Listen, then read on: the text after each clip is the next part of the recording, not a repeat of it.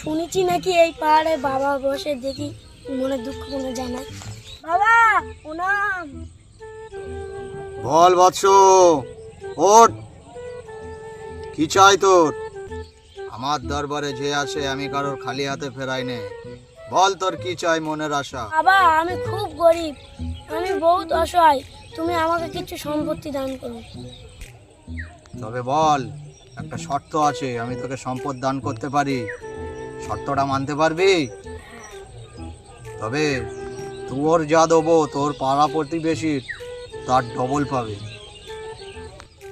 তবে শোন, তোর যদি একতলা বাড়ি হয় পাশের লোকের কিন্তু দুতলা বাড়ি হবে। তোর যদি একটা গাড়ি দিই তোর পাশের লোকের কিন্তু দুটো গাড়ি হবে। তুই কি মানতে রাজি আছিস? শালা, আমি যেটা চাইতে আসলাম তার চার ডবল আমার পাড়া প্রতিবেশী পাবে, এটা মেনে নেওয়া যাবে না। আচ্ছা বল, তুই কি রাজি আছিস? হ্যাঁ বাবা, আমি রাজি আছি।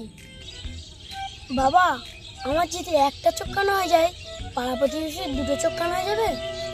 হ্যাঁ বৎস, তুই যদি বলিস তোর একটা চোখ কানা করতে, তোর পাড়া প্রতিবেশীর দুটো চোখ কানা হয়ে যাবে। বাবা, আমার তাহলে একটা চোখই কানা করে দাও। এ বৎস, তোর আমি মনের আশা পূরণ করে দিলাম, তোর একটা চোখ কানা করে দিচ্ছি। জয় পিটার বাবার জয়। যা বৎস, বেঁচে থাক। वाह क्या सीन है, वाह क्या सीन है।